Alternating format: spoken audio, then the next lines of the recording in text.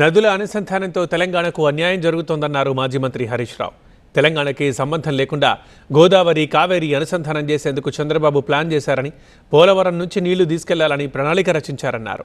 నదుల అనుసంధానంలో తెలంగాణను ఎలా పక్కన పెడతారంటూ ప్రశ్నించారు. దీనివల్ల తెలంగాణకి 213 టీఎంసీల నష్టం జరుగుతుందని చెప్పారు హరీష్. గోదావరి బనకచెర్ల అంటూ చేస్తే మాకు ఎగువ రాష్ట్రమైనటువంటి తెలంగాణకు మాకు ఆ హక్కులు ఈక్విటబుల్ రేషియోలో మాకు ఇవ్వాల్సి ఉంటుంది అని బీఆర్ఎస్ హెచ్చరించింది. ఈ రాష్ట్ర ప్రభుత్వాన్ని నిద్ర లేపినాం. లేలే బనకచెర్ల కాదు, ఇప్పుడు నల్లమల్ల సాగరు అని కొత్త కథ పెట్టింది. అయితే కృష్ణలో కలిస్తే ట్రిబ్యునల్ అవార్డు ఉంది కదా, కృష్ణాలో కలవకుండా ఒక ఫేజ్ తగ్గించి గోదావరి నల్లమల్ల సాగరు అని రెండవ ప్రయత్నాన్ని వాళ్ళు చేపట్టినారు.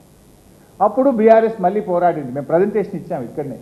ఈ రెండు ప్రయత్నాలు కూడా ఫెయిల్ అయిపోయినాయి. దాంతో ఇప్పుడు ఏం చేసిందంటే కొత్తగా ఇప్పుడు థర్డ్ ప్లాన్, మూడవ ప్లాన్ను ఈరోజు ఆంధ్రప్రదేశ్ తెర మీదకి తెచ్చింది. ఆ మూడవ ప్లానే Godavari Kaveri link, interlinking of rivers. ఇక తెలంగాణ నుంచి తీసుకుపోవడం లేదు. ఇక Polavaram to Nallamalla Sagar to grand ayacut Kaveri తీసుకుపోతాం.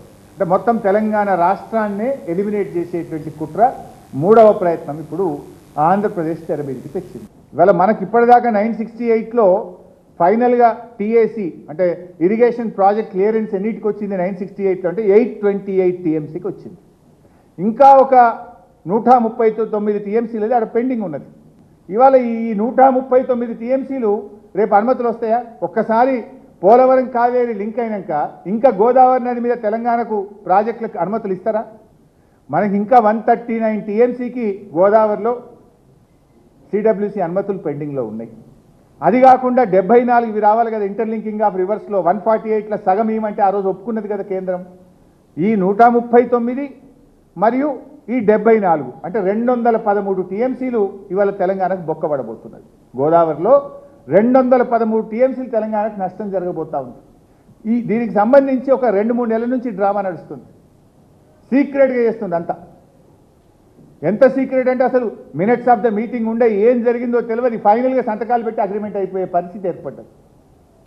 I'm saying with authority. నేను నా దగ్గర అన్ని ఆధారాలతో చెప్తున్నాను. ఇప్పటిదాకా ఎన్ని మీటింగ్లు అయినాయంటే మన ముఖ్యమంత్రి కూడా ఒక మీటింగ్లో పాల్గొన్నాడు. చంద్రబాబు ఎంత వ్యూహాత్మకంగా అడుగులు వేస్తున్నాడు. ఢిల్లీలో వాటర్ సెక్రటరీనే తన మనిషిని తెచ్చిపెట్టుకున్నాడు. ఆ కాంతారావు గారు ఇక్కడికి వచ్చి మన ముఖ్యమంత్రిని, మన నీళ్ల మంత్రిని, మన ఈఎన్సీని, మన అడ్వైజర్తోని మార్చి 26, 2026 నాడు మొదటి మీటింగ్ అయింది. ఆంధ్రప్రదేశ్ ముఖ్యమంత్రి ఢిల్లీకి వెళ్ళి కేంద్ర నీటిపారుదల శాఖ మంత్రి సిఆర్ పాటిల్ కుర్చీలో కూర్చొని సిఆర్ పాటిల్ సమక్షంలో వాళ్ళు ఇంకొక మీటింగ్ పెట్టి ఈ ప్రాజెక్టును ముందుకు తీసుకుపోవడానికి ఒక మీటింగ్ జరిగింది. ఎందుకు ఇంత సీక్రెట్గా ఈ మీటింగులు చేస్తున్నారు? ఈ మినిట్స్ ఆఫ్ ద మీటింగ్ ఎందుకు బయటకు వస్తలేవు? ఇప్పుడు కేంద్రం కూడా ఆలోచించాలన్నా వద్దా? బీజేపీ ప్రభుత్వం కూడా అంటే ఒక రాష్ట్రాన్ని, ఈ రాష్ట్రం దేశంలో భాగం కాదా? మాకు ఈ దేశ ఫలాలు మా రాష్ట్రానికి అందకూడదా? ఇలా ఈ రాష్ట్రానికి బీజేపీ ప్రభుత్వం కూడా మోసం చేస్తూ ఉంది.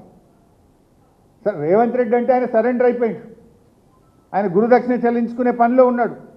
మరి పెద్దన్న పాత్ర పోషించాల్సిన బీజేపీ ఈ తెలంగాణ ప్రయోజనాల గురించి ఎందుకు ఆలోచించడం లేదు అని చెప్పి ఈరోజు మేము ప్రశ్నిస్తూ ఉన్నాం.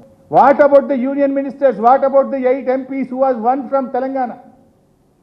మీరు ఎందుకు మాట్లాడతలేరు? బండి సంజయ్ గారు, కిషన్ రెడ్డి గారు ఈ రాష్ట్ర ప్రయోజనాలు కాపాడతారా? లేదు రాజకీయ ప్రయోజనాలకే మీరు ప్రాధాన్యత ఇస్తారా?